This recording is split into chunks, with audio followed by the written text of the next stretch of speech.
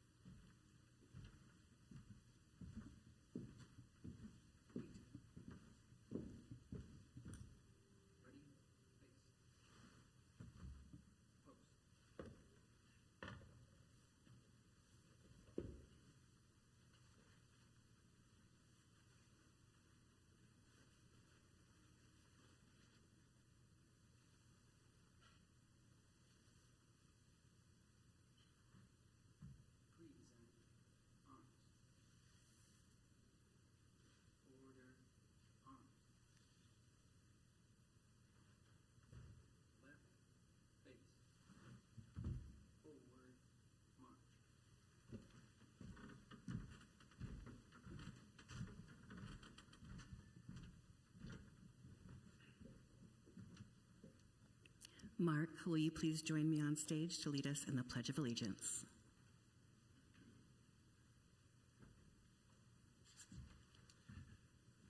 Please begin. I pledge allegiance to the flag of the United States of America and to the republic for which it stands, one nation, under God, indivisible, with liberty and justice for all. Thank you. You may now be seated.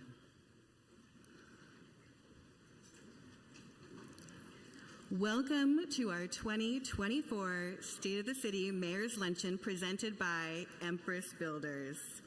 You will notice we have 3x5 cards and pens on each table. This is so you have the opportunity to write down questions you may have for our panel of speakers. As the panel takes their seats on stage, Paula and I will come around and gather any questions you may have. I'd like to start by thanking our State of the City event sponsors: Empress Builders, Laguna Beach Community Clinic, Allison Financial Group, Cox Communications, Providence Mission Hospital, Tripepi, Smith, and CR&R. A special thank you to our annual Chamber supporters: Cox Communications, CR&R, Domestic Violence Legal Center, Emerald Bay Community Association, Empress Builders, Farmers and Merchants Bank, Firebrand Media, Ganal Lumber, Honaker Foundation, Julie Lawton Design Build, Laguna Board of Realtors, Montage Laguna Beach, Oak Laguna Beach, SoCal Gas, South Coast Water District, Southern California Edison, the Surf and Sand Resort, the UPS Store, Title Click, Visit Laguna Beach, Voice of Laguna, and Wells Fargo. Our digital program can be accessed with the QR code. Everyone has a card in front of them with a QR code. You can scan it to follow along. To that end, I'd like to verbally recognize our advertisers in the program. They include Allison Financial Group, Bluebell Foundation for Cats, Catmosphere Laguna, Cox Communications, CR&R, Doheny Builders Supply, Empress Builders, Laguna Beach Community Clinic, Laguna Beach Democratic Club, Laguna Beach Garden Club, Laguna Beach Police and Community Foundation, Providence Mission Hospital, Ruby's Diner, Sea Level Yoga, Stantic Consulting Services, and Tripepi Smith. At this time, I'd like to acknowledge our distinguished guests in attendance: Mayor Sue Kemp, Mayor Pro Tem Alex Renagi, City Council members Bob Whalen, Mark Orgill, and George Weiss. Thank you for coming. I would also like to thank Jeremy Chung, the music teacher of the Laguna Beach High School and the High School Chamber Orchestra, for the reception performance. I would like to thank our volunteer ambassadors who helped you check in today: Austin Barrow, Lana Erlinson, Jennifer Hallibert, Candace Henderson, and Catherine Major. Thank you so much. We have an amazing ambassador program, and I would like to thank all of them. Could our dedicated board of directors please stand while I recognize you? Board of directors. Okay, I've got Paula Hornbuckle Arnold is our chairman, Colleen Dillaway, chairman-elect, Mark Meisberger, vice chairman, Hasty Honecker, secretary, Jeff Redeker, treasurer, RJ Baer, Julie Lawton, Valerie Lynn, Gretchen McConnell, and Reinhard Newbert. Thank you so much for being our fabulous board of directors. Paula needs no introduction. Paula has served as CEO, board secretary, and now this is her last year as board chairman. She is the mother of 2 beautiful girls, 2 grandchildren, and 2 fur babies. She is wife to Brad Arnold for the past 10 years. She is always seen walking around town. She is passionate and engaged in our community. From 2009 to 2019, Paula served 10 years on the board of directors for the Laguna Beach Boys and Girls Club. And in addition to being our chairperson, she currently serves as the managing director of the Laguna Beach Police and Community Foundation, helping to raise funds for our sworn officers and support staff. To give the State of the Chamber address, it is my pleasure to welcome the 2024 Chairman of the Board for the Laguna Beach Chamber of Commerce, Paula Hornbuckle Arnold.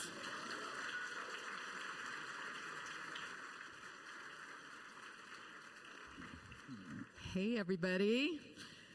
Thanks, Erin, and thank you all for coming today. Who knew that I would be involved in this organization for 6 years? Not I. This is my last year as chairman of the board, and I'm honored to serve in that position. I can honestly tell you with pride that we've grown leaps and bounds over the past 6 years. Those who know me know that I don't do anything without passion, and I've been passionate about this organization since the moment I began work here. Leadership at the Chamber has never been more engaged. CEO Aaron Slattery, Marketing and Events Manager Joelle Padu, and the newest member of our staff, who does have his own office, Crosby Padu, keep the office humming. With this team in place, along with our board of directors, we continue to grow our member events. Speaking of membership, active membership is at an all-time high.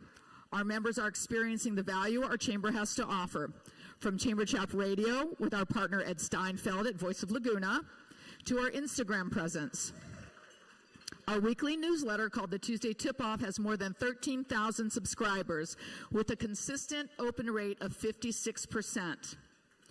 Our members can submit ads to be included like standard business information, discounts, or specials. With 32 ribbon cuttings last year, we continue to have an extremely robust ribbon cutting schedule. Our most popular events are definitely the meet and greets. A few of our recent were at Yummy Dogs and the ever-popular Laguna favorites, Oak and Starfish. And hot off the presses, look for our spring sidewalk sale scheduled for April 27th. Let's take a look at this quick video one of our chamber members, Susan Gorel, produced for us.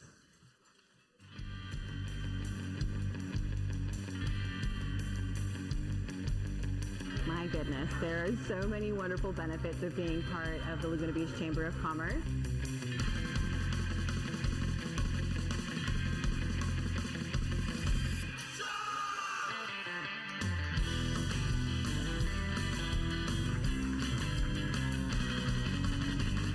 I joined the chamber because it's an amazing opportunity to connect with other vendors, business owners. There's a lot of social and networking events. Meet and greets, ribbon cutting ceremonies, State of the City, the golf tournament, Taste of Laguna, hospitality night. It's a great form of marketing and networking, and you really do get a lot of bang for your buck. I absolutely have gotten business through the chamber.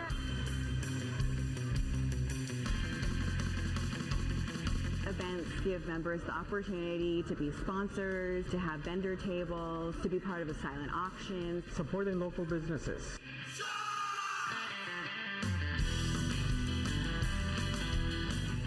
It connects you with the community. It's the relationship building, the marketing. You're going to make some connections. You're going to make some friends. We want you to join the Laguna Beach Chamber of Commerce and find the value that you're looking for, and we're going to grow your business.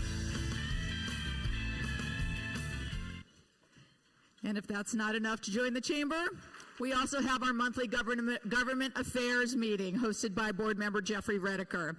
This Thursday's guest is City Council candidate Hallie Jones. That's this Thursday, 8 a.m. So if you're a chamber member and want to attend, just email the office. We have 26 active volunteer ambassadors. Ambassadors are the backbone of our organization. These ambassadors help with office tasks, passing out member certificates, attending the ribbon cuttings, and meet and greets. Our 2023 Ambassador of the Year, Candace Henderson, who is here today, was honored by our Chamber Board of Directors at the installation. Candace is a rock star. She was the first ambassador who offered to help me when I started my tenure at the Chamber in 2019 with Taste of Laguna. We actively work with our city partners on several yearly workshops, including Open for Construction, which is scheduled for July 16th at Mozambique. The Chamber is also actively working with Council on a citywide commercial maintenance ordinance because we need a good-looking town. So let's keep it up. Since it's an election year, in conjunction with the Laguna Board of Realtors and Voice of Laguna, we will hold our ever-popular candidate forum on Wednesday, October 23rd at City Council Chambers. Now remember, we are a membership and fundraising organization. That means we're only able to serve our members to the extent that we can raise the dollars to do so, and that's where events come in. We organize this event, State of the City, to help inform our business owners who are mostly residents, and our residents who are not business owners, what we're all up to. Along with city staff and City Council, we are able to bring you up to date on projects both large and small throughout the city. We also have a super fun golf tournament on May 14th. Our new location is Strawberry Farms in Irvine. We thank our partners at the Festival of the Arts for awarding us tickets for our July 3rd preview night at Pageant of the Masters to use as a fundraiser. And on October 3rd, we will make magic happen again at the Taste of Laguna Food and Music Festival. Since 2019, this event has always sold out, and the VIP tickets are always the first to go. Tickets go on sale in June, and backed by popular demand are the Mighty Untouchables. And right on the heels of Taste of Laguna is Small Business Saturday, and everybody's favorite family event, Hospitality Night. Chamber members can have a booth at Hospitality Night to educate and sell their items. Last year, a few of those vendors included Laval Real Estate, CryoHoss, Laguna Beach Veterinary Medical Center located in the Canyon, and the Laguna Beach Police and Community Foundation. As you can see, we don't have a lot of time in the office to sit around. With a staff of 2, plus Crosby, who isn't able to type just yet, and a lot of volunteers, we accomplish a lot in our office. Our time and energy are used to serve this community. Businesses rely on our network, and they rely on the job that we do. So I'd like to thank you all for your continued support and commitment to our city. Now, it is my pleasure to introduce our presenting sponsor. Emer Bauta is Chief Executive Officer of Empress Builders. Emer's experience include commercial and residential construction in Florida, New York, New Jersey, and California. He has intimate knowledge in all aspects of pre-construction, project management, and delivery of projects. Emer, welcome to the stage.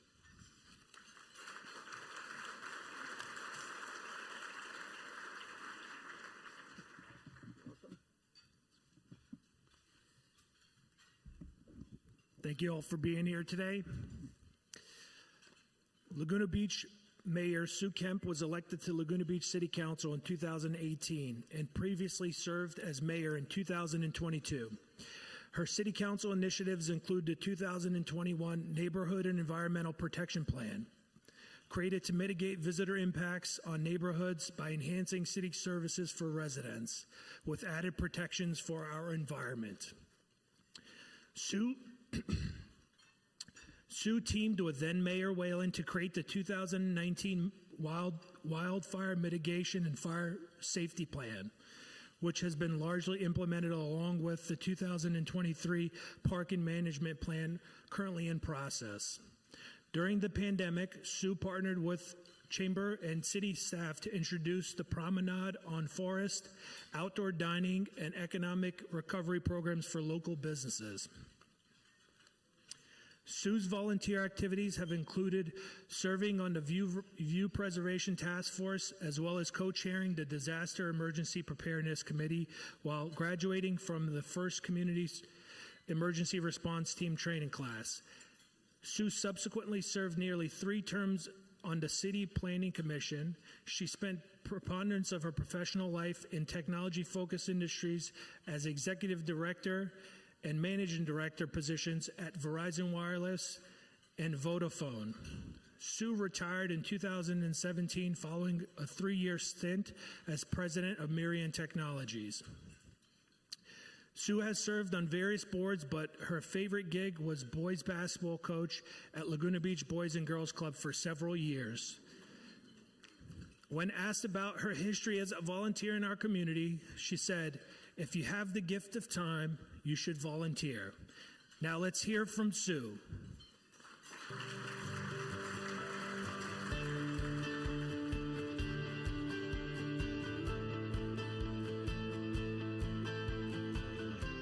Hello, I'm Sue Kemp, and I'm honored to be the mayor of Laguna Beach. It's my privilege to share with you highlights, challenges, and aspirations that shape our community in this year's State of the City address. Before telling you about some of our plans for the future, I would like to take a moment to highlight a few notable accomplishments from this past year. Our city has made substantial investments in service enhancements through strategic acquisitions. We acquired the former St. Catherine of Siena School in South Laguna, which became the Laguna Beach Community and Recreation Center. More on this a bit later. We completed the purchase of a property in South Laguna, the first step toward constructing a modern fire station in the area. And yes, I promise it will include a public restroom. The acquisition and the city's operation of South Laguna beaches and parks have seen significant improvements in service delivery. Last year in South Laguna alone, our Marine Safety Department made over 2,300 rescues, 73,000 ordinance advisements, and 193,000 safety contacts. The city's mobile mental health program, launched in August 2023, has made significant strides, averaging over 400 community contacts per month. It connects individuals with mental health and substance abuse crisis intervention specialists, reducing the strain on public safety resources and allowing redirection toward other community needs.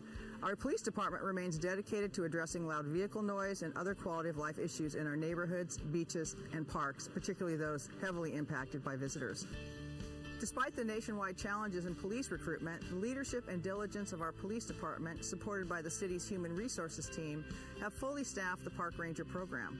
I'm confident this program will continue to address quality of life issues for the community and residents. Now here's a big win. The fire department introduced our in-house ambulance service in mid-2022 and has notably enhanced provision of care in the community by reducing emergency response times. In 2023, the department reported an average ambulance response time of 7 minutes, which is 8 minutes faster than the Orange County benchmark for ambulance response. In our small town, we hosted more than 250 live music performances, and our Arts Commission brought us Music in the Park, Circus Bella, Friday Night Flicks, Band on the Bus, and procured new and temporary art throughout the city. The community embraced Laguna Local, the city's free on-demand transit service, with an impressive 63,000 boardings in its first year, and we hope to expand to the end of Laguna Canyon Road.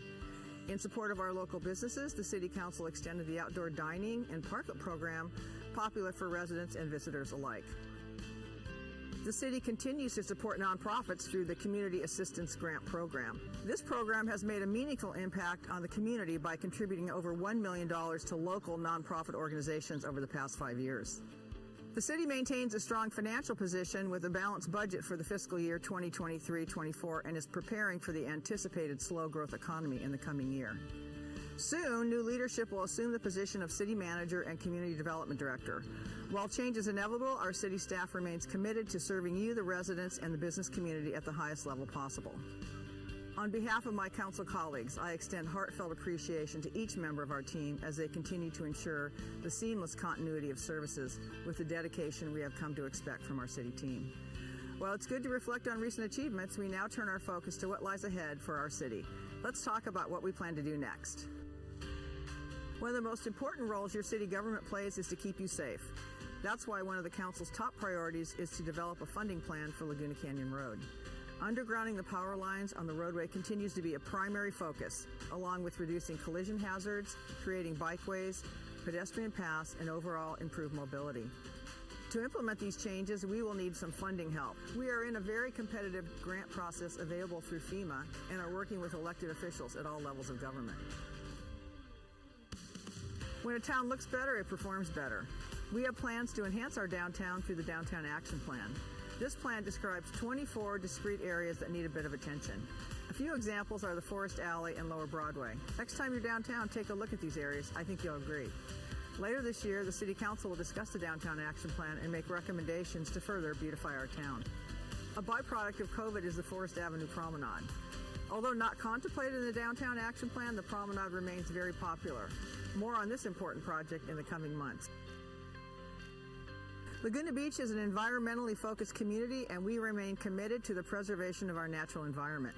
We have banned single-use plastics, installed 34 refillable water stations throughout the town, increased the frequency of trash collection in the summer, and introduced a citywide balloon ban. Concurrently, we are developing our climate action and adaptation plan, which will guide the city towards achieving carbon neutrality by 2045. This comprehensive plan will also offer recommendations of ways to adapt to the inevitable impacts of climate change. The City Council has made it a priority to explore solar panel deployment at our facilities to reduce our carbon footprint, provide clean energy backup capabilities, and to support the electrification of our city fleet. And when dangerous conditions arise, we want to ensure that critical support services remain fully operational. Affordable housing is both a human need and a state mandate. As we know, housing shortages exist throughout California, and Laguna is no exception. As a largely built-out community, we are examining opportunities like adaptive reuse, permitting housing on second and third stories of commercial buildings, deed-restricted ADUs, and city-provided incentives. Senior housing, accommodating longtime community members, and housing for young people is needed. Designated artist live-work units are needed to support our dwindling artist community. Supporting our local artists is imperative. Not only are artists cherished members of our town, but the arts are a prime economic engine of our economy.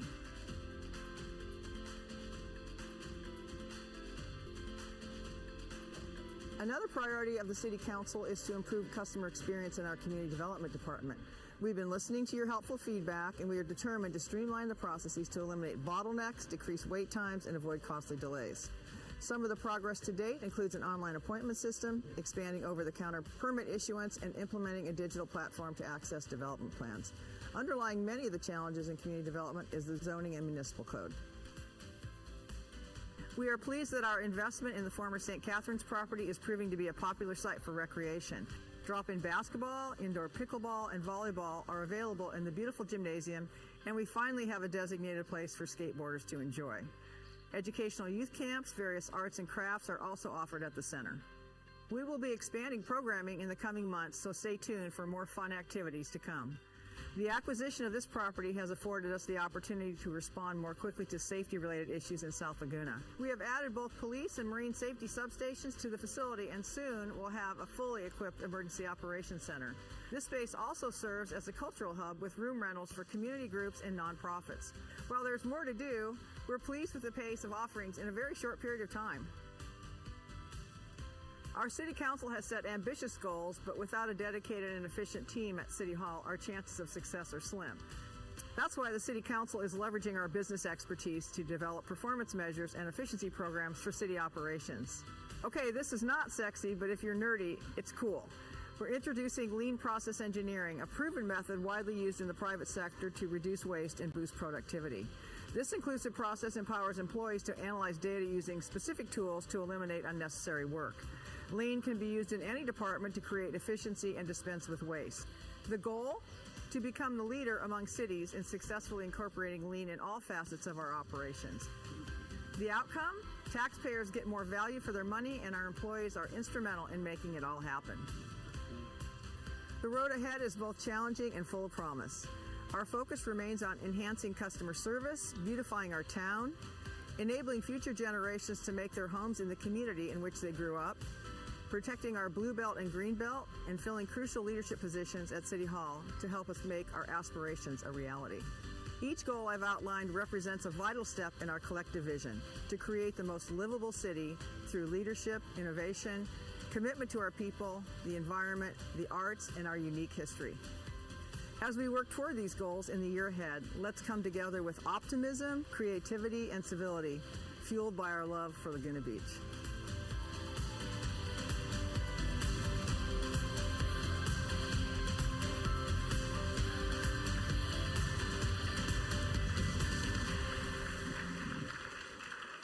Thank you, everyone, for joining us today. Any guesses on the number of takes it took to put that thing on? I'll give you a hint. It's north of 1. So I'd like to thank Trepepi Smith, particularly Kylie's son, who's here somewhere, for producing the video, and our own Cassie Walder for her patience and thoughtful guidance as we prepared for this State of the City presentation. Emer, I really appreciate your very kind introduction, and I'm quite honored to be here as your mayor. Joining me today are my council colleagues, Mayor Pro Tem Alex Renagi, who, based on medical science, has a fully developed brain at 26 years old.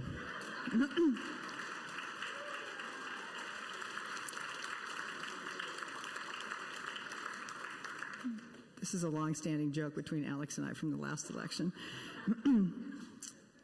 The council members, Mark Orgill, Bob Whalen, and George Weiss, and I believe they're scattered about here.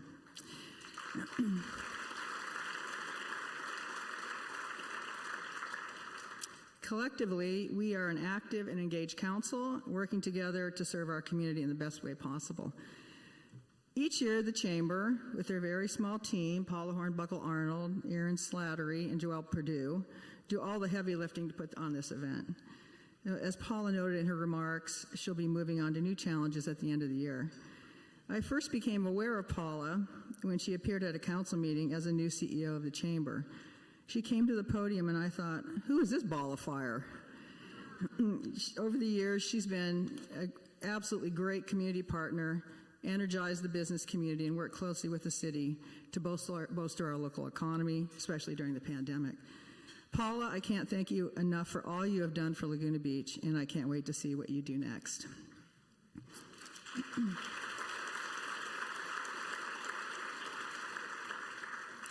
Of course, our community has expressed interest and curiosity about the appointment of our next city manager. The City Council has been diligently pursuing its city manager recruitment, and I know the entire city looks forward to welcoming a new city manager who can effectively address the needs and goals of our city. In the meantime, Assistant City Manager Gavin Curran is filling in as interim city manager. Gavin, can you stand up?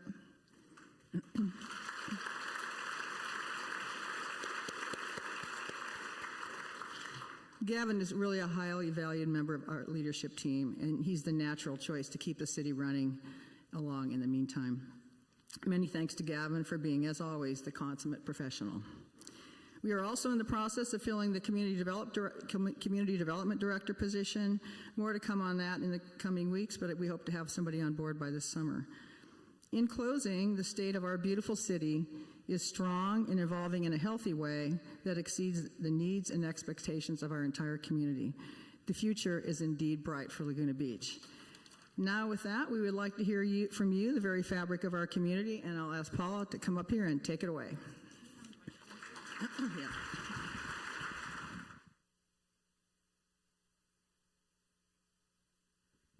Okay, we've done something a little different this year. We've asked for questions ahead of time, and we've had some videotape questions submitted. So while we're seeing our panelists, so can I call all the panelists up to the stage? Jeff, Gavin, Nico, Kai, Mark, and Sue, you stay there. Now would be a good time to maybe serve the dessert. Aaron, is that the plan? Okay. While we're getting situated here, give us just a moment.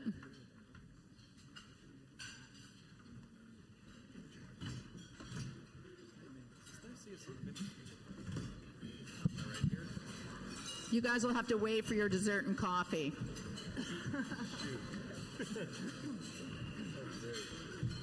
Okay, everybody ready up there? All right, our first question, let's go to the videotape. My name is Chris Olson, and I own a few restaurants here on Pacific Coast Highway, and I want to know when all the street construction and sidewalk construction is going to be finished. Okay, I think everybody wants to know the answer to this. Anyone who drove down Coast Highway to get into this building today wants to know the answer to this. Yes, it's on. Is this thing on? I promise the answer is not never. So on Coast Highway, that is a long-going Caltrans project. There are actually two projects. It's two sidewalk projects from LaDroit down to Ruby and from Ruby down to Fifth.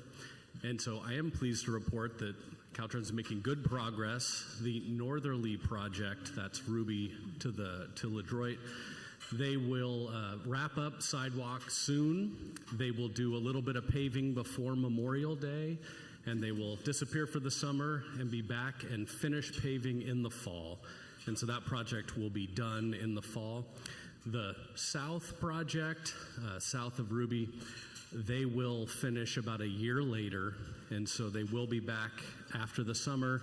They will keep going on sidewalk.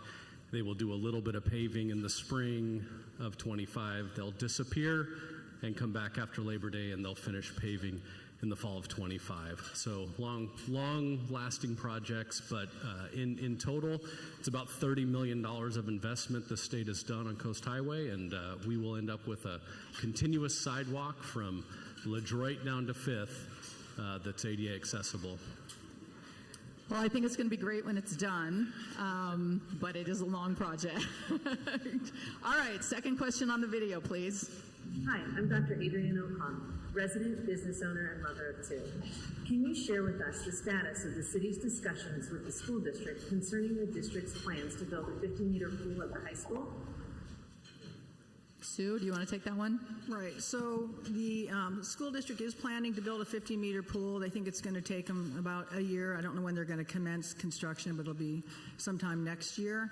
In the meantime, what the city council has decided is maybe to build our own pool because we can't get all of our needs for the community side completely filled unless we have our own pool. We can do our own programming. So at the moment, we plan to build our own pool. It's in our capital improvement plan, and as everything does, it takes a while. It'll take a while to get that done, but that's the current plan. Okay, next question, videotape, please. Hello, I'm Angie Miller. I'm a resident of South Laguna. This question is for Chief King. We'd like to know what is the status of our fire station at this location? Chief King. All right. So we have been actively working with Public Works and our contracted architect, PBK. We're working at the pace of about one meeting a week right now, so we're very engaged in the project. If you don't know, the city has purchased the lot that's at 5th Avenue and Coast Highway. It's a dental building right now, and that will be the location of the new fire station. It's a replacement station for Fire Station 4, which is just off Coast Highway on 2nd Avenue right now. So out of our new facility, we'll have Engine 4 and Ambulance 4 responding, and we're trying to build a space for our first responders for decades to come that's going to outfit and serve the community. And most importantly, as the mayor promised, there will be public restrooms there. Chief, can I also ask, are you relocating some of your administrative offices over to the St. Catharines location? I packed a box before I came here this afternoon. Public Works is helping us move over to our new facility at the Community and Recreation Center Thursday and Friday this week. So starting Monday, we will have a new fire administration at the Community and Recreation Center. And will you have any administration over downtown any longer? Will the whole... We'll still have a presence there for sure, so we'll be conducting business there, but the police department's taking over all of our office space. Oh. We gave them a 30-day pay or quit. Okay, next question on the video, please. Hi, I'm Amelia Shales. I'm owner of Amina. I'm curious, as a downtown business owner, what do you think the city has done to improve traffic and parking conditions in the downtown area during the summer season? I think that's a Gavin question since you're only temporary. Yeah, so parking questions always come to the interim city manager to solve in a very short period of time. So I just want to answer this with things that I think the city does very well. We have our trolley system that runs up and down Coast Highway. It runs about 14 hours, 15 hours a day during the summer season, and it runs up and down Laguna Canyon Road. But that runs about 600,000 people every year, and about 300,000 of those are actually during the summertime. So we try to do a pretty good job of trying to have people park and get on the trolley and move through town with that. We also have our Summer Breeze program. So that's a program where we bring people in, they park right outside the 133 right at Irvine, and they can park there for free and come into town. We had about 20,000 riderships for that program. And we worked really hard last year to, and we'll do it again this year, is have Caltrans advertise for us on that 405 freeway. So when you're coming into town as a visitor, you see that sign, you know there's a Summer Breeze program, basically a trolley service from the 133 in. You can park for free and then come in. So again, try to alleviate a lot of that traffic congestion you may see from visitors coming into town. We also have our on-demand service. And so if those don't know, it's a residential service. It's a hybrid minivan we use, so residents can call and they can get that service. They don't have to leave, or they can leave their car at home. And they get dropped off at a lot of great locations in downtown or all throughout Laguna Beach. And usually we get about 8-minute time to get picked up. And we've had a very great satisfaction rate, about 94%. People are very happy with that program. So again, another one trying to alleviate that traffic. And then the final, one other thing is we do have the mobile apps and the on-demand, but the parking finders. You can go into an app, you can find out where you have available parking in town. So if you're coming into town, instead of circulating and causing a little more traffic, you can go right to where we have open spaces. And so for visitors and residents, a great access to find out where you can park, and so you're not circulating through town to find a parking space. And then one thing I did want to mention, the council just last year approved a parking management and transportation demand report, which really kind of did a hard look at kind of the impacts of parking and circulation in town and in the neighborhoods. And so we're kind of in the first 8 months of kind of implementing some of those things, and they'll improve. For example, signage will be improved in the town, and then we're looking at some of those private partnerships to try to add more inventory to our about 2,600 spaces we have available. So. Thank you, Gavin. So most of the questions that have been asked already obviously were sent in, so we were able to go out and ask those people to their permission to film. And then we also have some people in the room who submitted questions ahead of time, and I'm going to introduce Chris Tebbett, who's one of those people. Chris? Thank you. On the heels of the last question, we all know how busy it gets here in the summertime. And a little bit almost year-round now, but it really gets busy in the summer. So I'm wondering what the city is doing to prepare for the busiest season that we have. I'll take that one. So we know summer is very busy, and we have summer enhancements that we do as a city.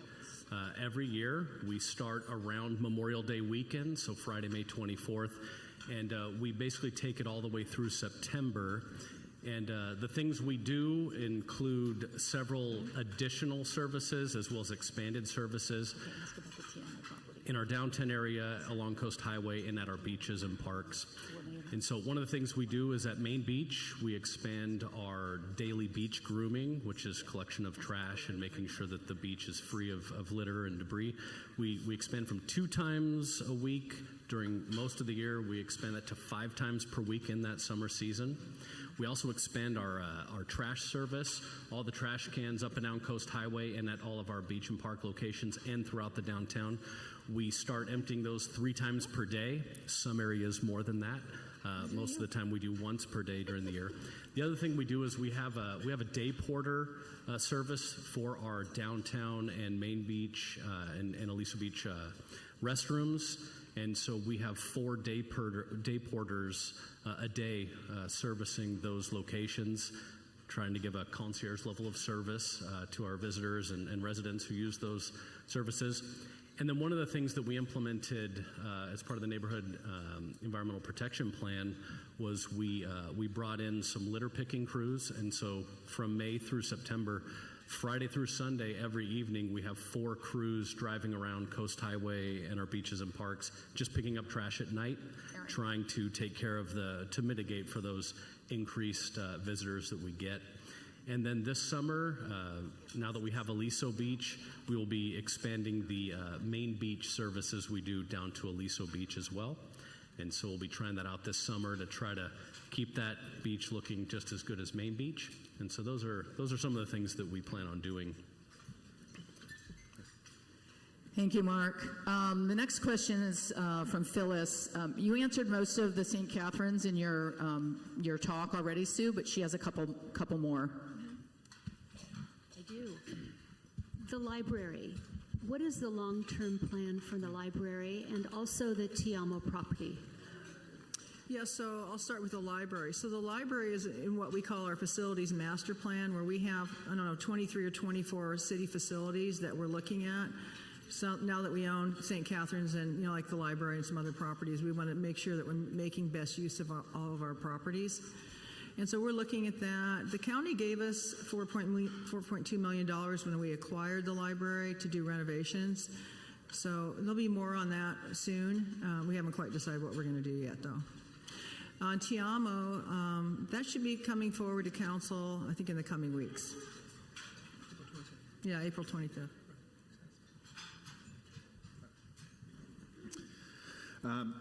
Can you give us any information about the progress of our Lady Landmark Hotel Laguna?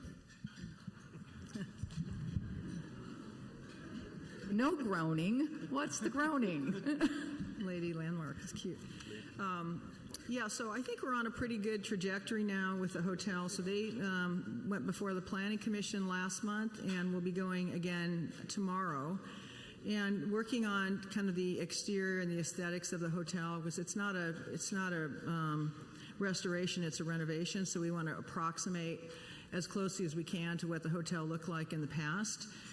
It's going to be operated by JC Resorts. JC Resorts also operates the Surf and Sand, I think the Rancho Bernardo Inn, Terranea, which is in the Palisades. They also run some golf courses. So I think we'll be in quite good hands with JC Resorts as an operator. And then Laura Oatman and Associates will be doing most of the design work. So I think, overall, finally we're getting on a good path with the hotel. I'm looking forward to, getting that hotel done. I don't know how long it's going to take, but we should learn more about that in the next month or so. But I think we're all going to be happy with the result. Thank you, Sue. Steve? This question is for Chief Calvert. As you know, I live on Coast Highway, and one of the big challenges of that location is, particularly on the weekends, the motorcycles, the loud noises from cars and stuff. You had mentioned in the past that there was an initiative that Laguna Beach, I think, led of local communities, coastal communities, to try to crack down on excessive noise. Can you give everybody an update on how that's going and how many arrests you've made and what the future of that program is? Absolutely. My wife, Amy, and I enjoy outdoor dining, and we know how unnerving it is when a vehicle or motorcycle drive by with loud exhaust. So we understand viscerally how this quality of life issue impacts our community. Since 2020, the Laguna Beach Police Department has taken a strong stance against this quality of life issue. And we started with working with our coastal communities from San Clemente to Seal Beach in putting together a joint enforcement task force. And this task force has worked hand in hand. And since 2020, we've written 5,000 cites for loud exhaust and speed. Now, those two violations go hand in hand because when the speeds are down, the noise levels come down as well. Unfortunately, 40% of the citations are to Laguna Beach residents and our surrounding cities.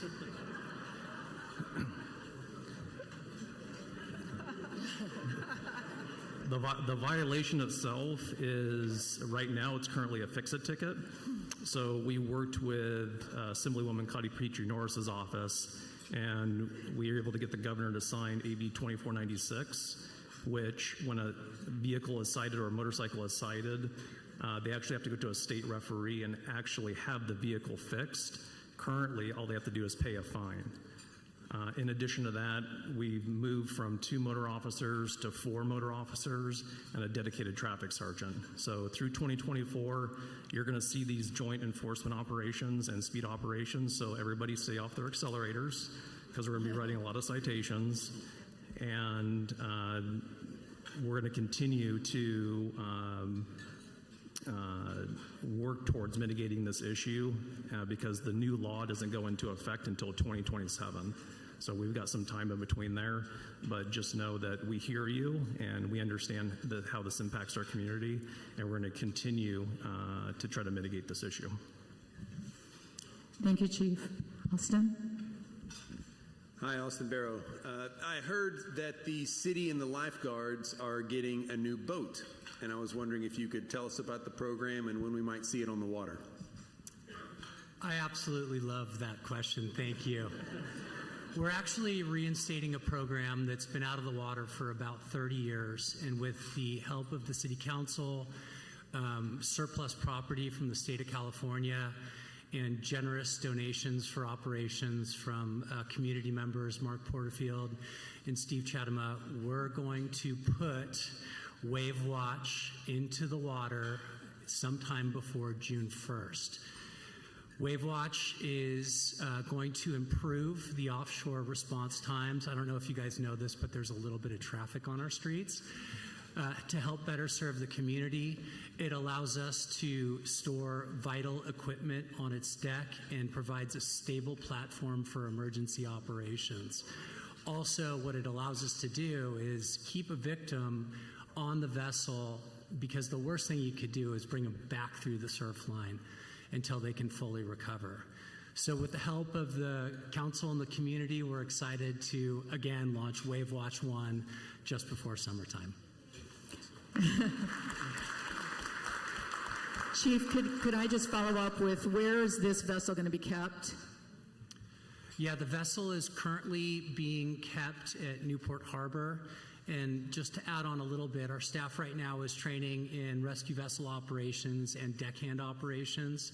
And there is a consideration to potentially go into Dana Harbor in the future, but there's a reconfiguration in process. Right.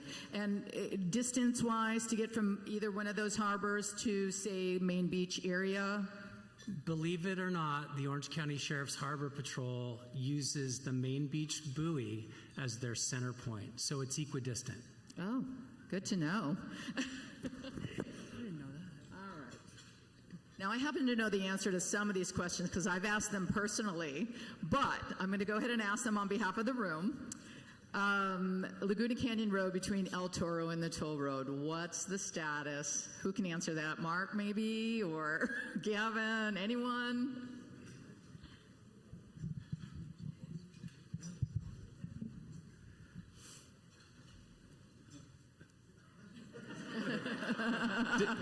That's okay, Mark. We're not holding. We know this is not your project, so we're not going to hold you to it. Is there a Caltrans person in the room? You said between El Toro and the 73? Yeah.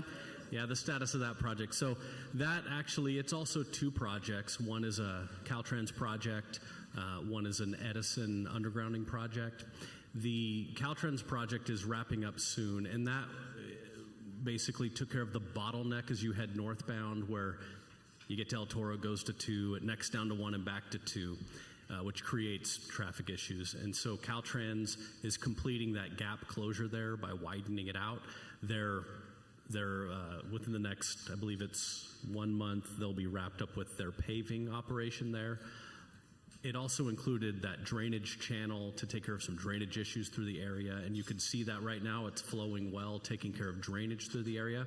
But the big part of that project is the second project, which is Edison undergrounding those really large transmission lines, and that work will start here in the next couple of months. And I'm looking over at my city engineer. I think it ends in I think it takes about a year to complete that work. So you'll see them out there working, but those overhead lines from El Toro up to the 73 go away. And so that's that's the status.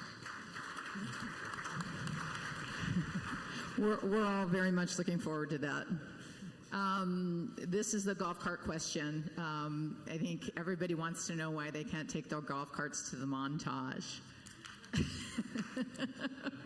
Hey, Chief Calvert, how about you answer this? I own a golf cart, Right. and I know why, because of the speed limit. So you have anywhere on the roadway, you can take your golf cart if it's street legal. There's several golf carts that I've seen in town that are not, but it has to be 30 miles an hour below for you to take your cart on the roadway. So you can take it from about Moss Street all the way up to Beverly on Coast Highway, if that answers your question. She wants to know if you can cut from Ashton to Terry. I don't know where these roads are, so. You can cut through to about Nice Place, and that's as far As you can go. Oh, she wants to open the road. We'll put that on the next city council agenda, Cookie. That's another Caltrans question. I'll give that to Sue. No. That's not me. Okay, and this one's about the airplane noise. You know, there's been a lot of, we've all heard a lot of the airplanes are flying over Laguna a little bit more frequently. I know that's not our decision, but the question is there anything the city can do to connect with the FAA to express our concern about the additional noise?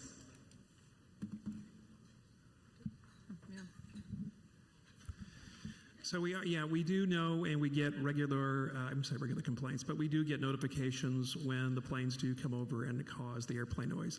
And we do have a consultant on board who we use quite regularly, who, whenever we get the complaint, we follow basically the flight path of the planes, which come out of Orange County and over Laguna Beach, and then we will forward that information to the Orange County Airport and the FAA as well to try to make sure they comply with the noise restrictions that they do have at the airport itself. So we take those, when we get those, and we always ask people to send those to us, we do take those very seriously and we move it forward. So thank you. Thank you, Gavin. And the last question is, do we have any long-term solution for our sewage situation, our sewage spills? Is there anybody up there be able to answer that or address that on any level? Mark.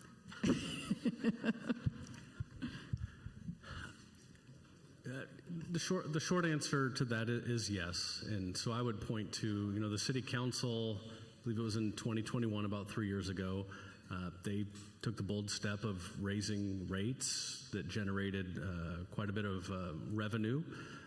Because there was a large list of needs of an aging infrastructure built over the last 100 years. And so, there was a recent sewer spill back in November. That was during a preventive maintenance construction operation done at night, which was unfortunate. And that was a result of some identified improvements that came out of the big spill that was in November of 2019 that led to the council adopting those rate increases. And so I'd say that the short answer is, keep setting the rates at the right amount to generate the revenue to build a list of improvements that have been identified, and with those improvements, the aging infrastructure gets replaced. And that is the single biggest thing we can do.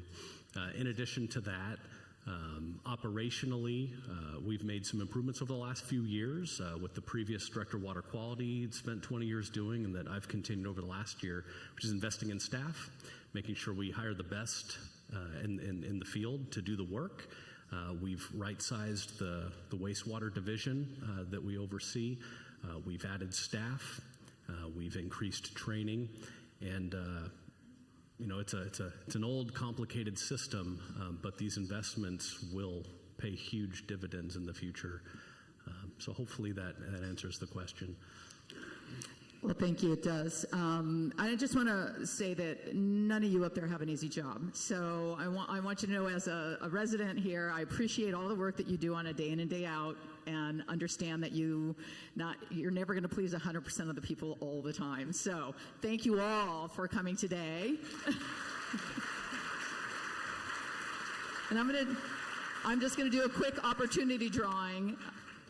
So, Pageant of the Master tickets? Okay. On July 3rd. Who is that, Joelle? I can't read it. Kathy, I don't know how to say your last name. Yay, you.